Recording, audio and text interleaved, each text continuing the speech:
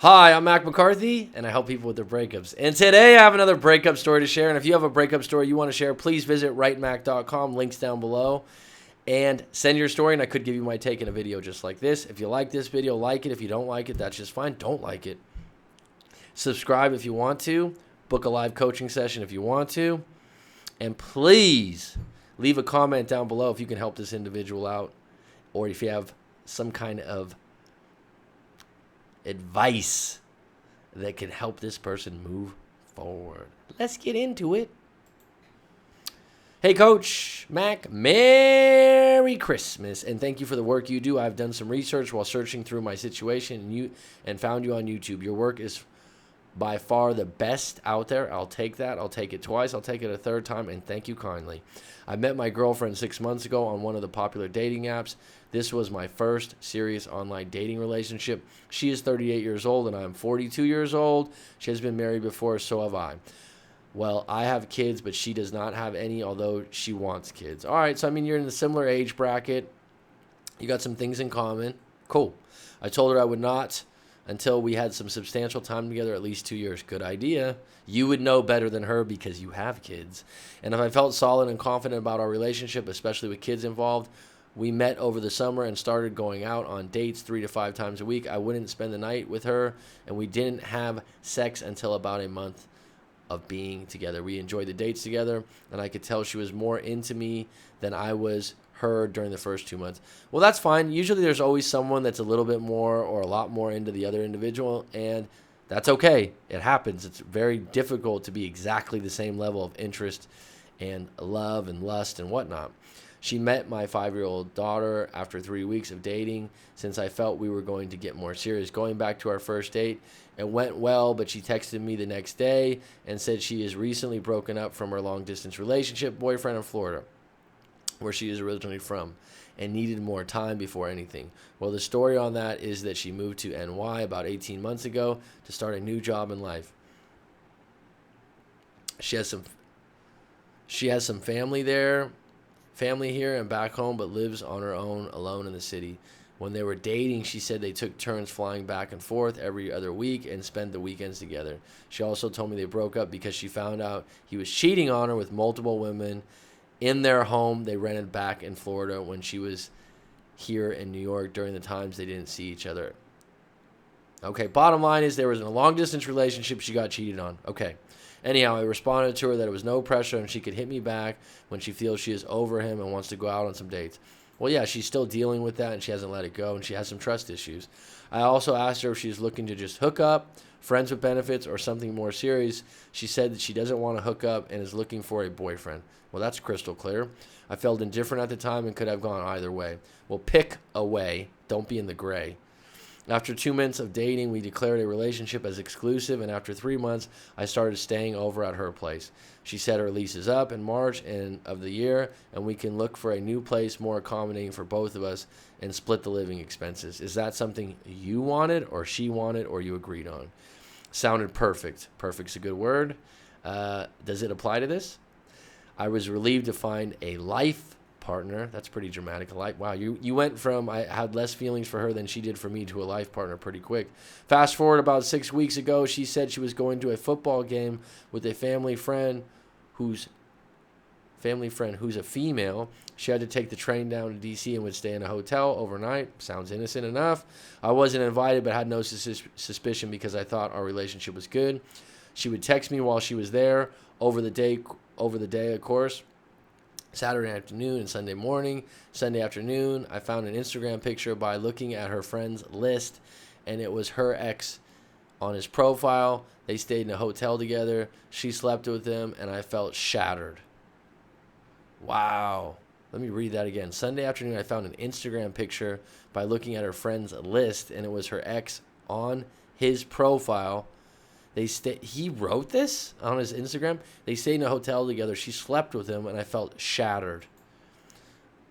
Wow. I took a screenshot and showed it to her. She admitted to it and said that she was so sorry and is over him now, and he didn't change. Yeah, your trust is gone. Here's an individual that's complaining about someone cheating on her, and then she goes and cheats on you. I think you're done. Because our relationship was so good before this incident, we talked it over and agreed to give it another chance. Well, good for you. You're a better man than I am, I guess. I told her to block him and never talk to him again, and if she wants this to work, she accepted it. About 3 weeks ago, I caught her while she was very drunk and out at a bar with me, FaceTime drunk, dialing her ex. At what point are you done? I then saw they had numerous FaceTime calls and messages. Are you really that surprised? He actually sent me a message on Instagram, which I didn't respond to, saying, she texts me when she is with you. What else do you want to know, bud?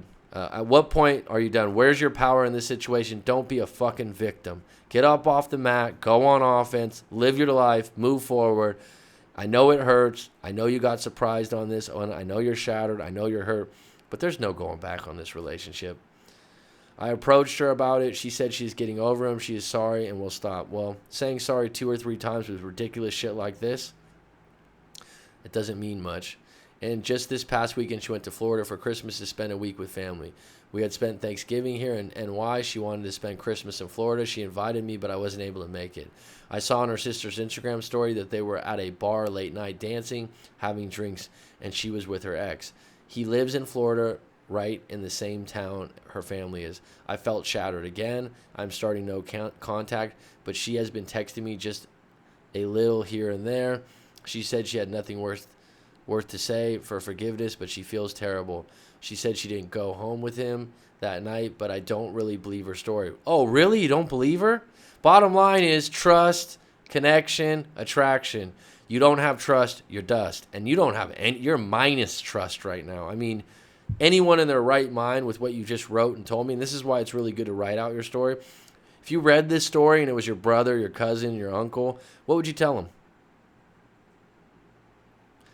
Get your ball sack back would be one thing. Because our relationship was so good before this incident. I'm sorry. Lost my place because it's just ridiculous.